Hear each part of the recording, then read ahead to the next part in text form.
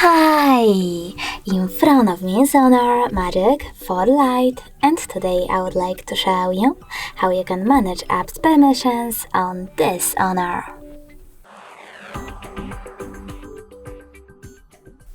First of all, open Settings. Now you need to click on Privacy section after scrolling down and click on Permission Manager at the top. After that, tap on one of your device's features, for example location, and select an app. I will go with clock. Now you need to click on one of those options. Allow only while using the app, ask have a time, or don't allow.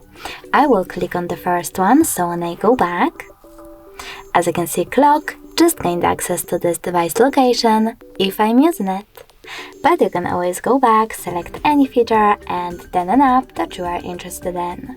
For example, I want to manage all permissions for my messages, so I have to click on Messages app and click on See all messages permissions instead.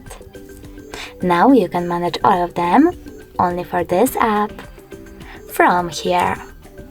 Thanks so much for watching. If you enjoyed this video, don't forget to leave a like, comment and subscribe.